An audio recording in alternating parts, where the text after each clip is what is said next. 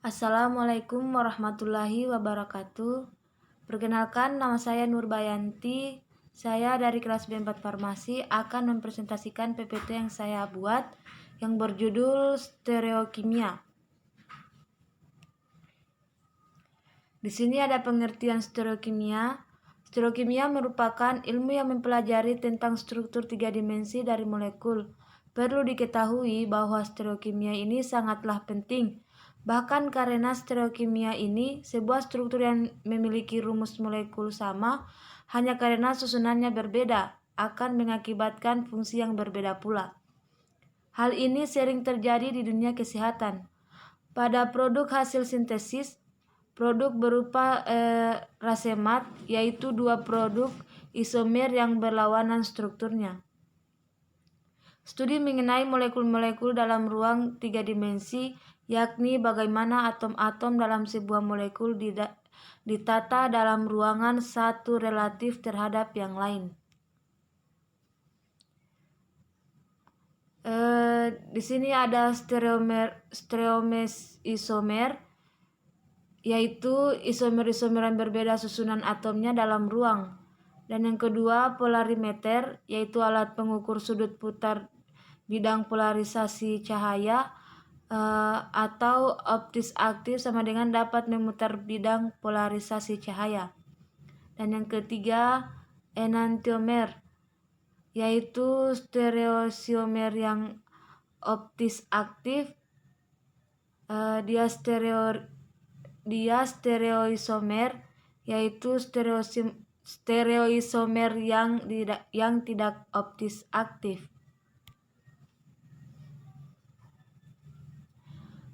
Stereoisomer yaitu senyawa berlainan yang mempunyai struktur sama, berbeda hanya dalam hal penataan atom-atom dalam ruangan. Di sini ada strukturnya, bisa dilihat. Kemudian isomer geometrik atau isomer cis-trans, yaitu stereoisomer yang berbeda karena gugus-gugus berada pada satu sisi atau pada sisi yang berlawanan terhadap letak ketegaran molekul.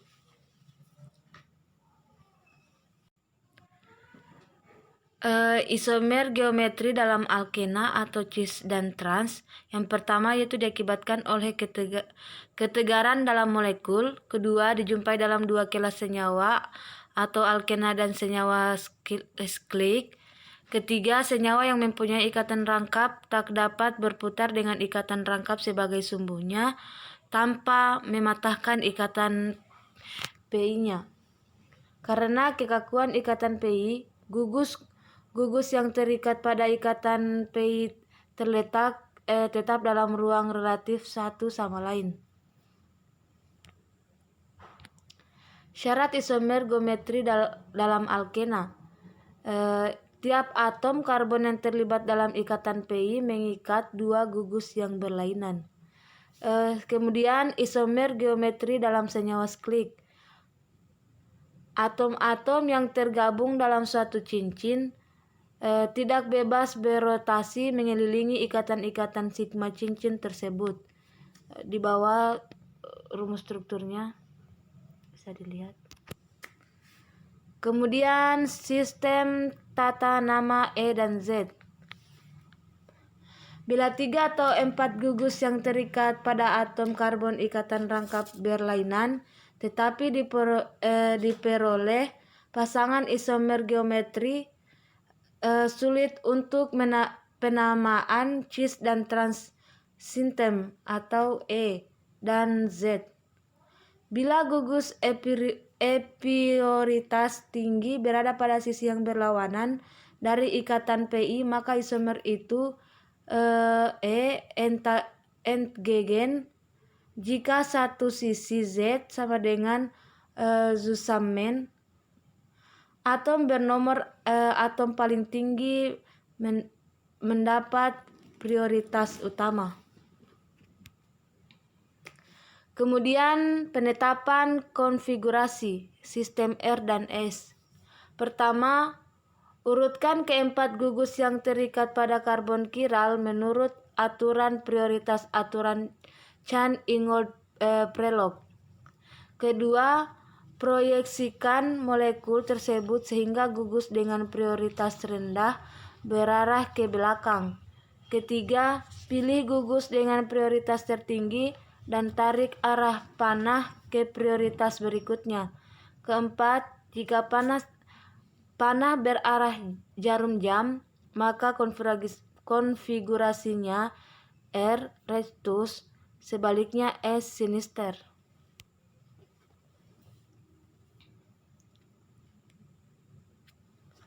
Kemudian stereoisomer dapat berupa konformer, yaitu dapat berinterkonversi melalui rotasi pada ikatan tunggal. Isomer konfigurasional, yaitu tidak dapat berinterkonversi melalui rotasi hanya dengan memutus dan membuat ikatan. Selanjutnya kiral. Bayangan cermin tidak dapat disuperimposkan pada molekul sendiri.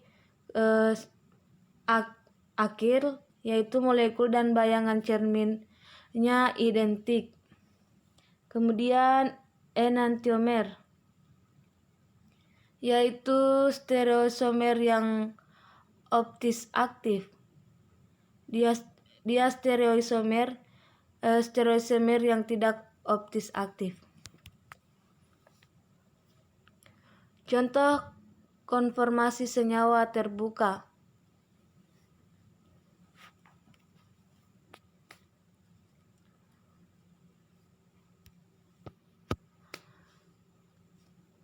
Selanjutnya di sini ada kiralitas, yaitu suatu benda yang tak dapat diimpitkan pada bayangan cerminnya disebut kiral. Sebaliknya kiral. Kiralitas terjadi karena molekul tersebut mengandung sebuah atom karbon sp3 dengan 4 gugus yang berlainan. Disebut atom karbon asimetrik atau atom karbon kiral. Penataan gugus-gugus di sekitar atom kiral disebut konfigurasi mutlak. Kemudian enantiomer, yaitu bayangan cermin yang tidak dapat disuperimposkan. Enantiomer memiliki sifat akiral yang identik, seperti titik leleh, titik didih, rapatan, dan berbagai jenis spektrum, namun memiliki sifat kiral yang berbeda. Salah satunya ialah arah pemutaran cahaya terpolarisasi bidang.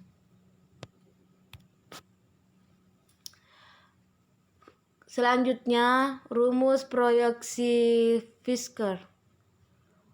Rumus proyeksi untuk menunjukkan penataan ruang dari gugus-gugus di sekitar atom kiral.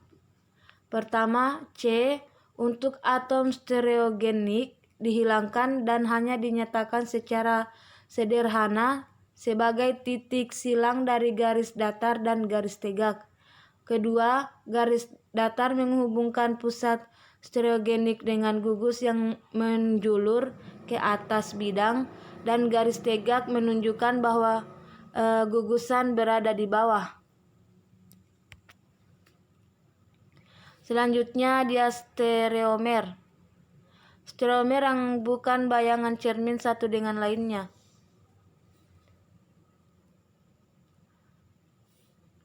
Perbedaan mendasar antara enantiomer dengan stereoisomer. Enantiomer, yaitu bayangan cermin, hanya berbeda dalam sifat kiral.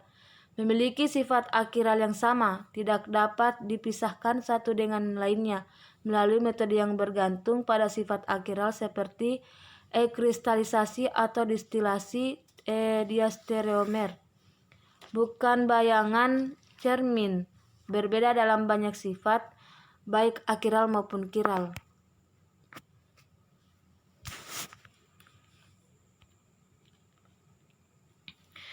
Selanjutnya, campuran rasemik.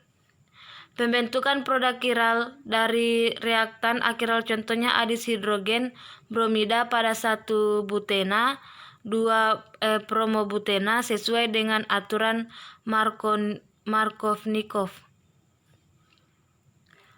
Produknya memiliki satu pusat stereogenik, tetapi kedua enantiomer ini terbentuk dalam jumlah yang tepat sama. Produknya ialah campuran rasemik.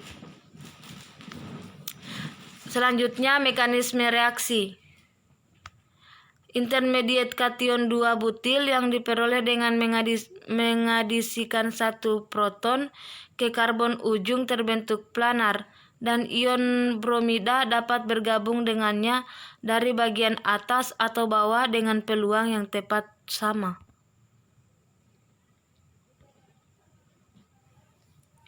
Selanjutnya, resolusi campuran rasemik adalah proses pemisahan campuran rasemik menjadi enantiomernya.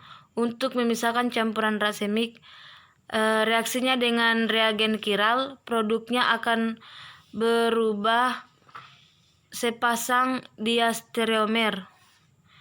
Di sini ada pasangan enantiomer tidak dapat dipisahkan. Kemudian produk diastereomer dapat dipisahkan. Nah, itulah hasil PPT saya.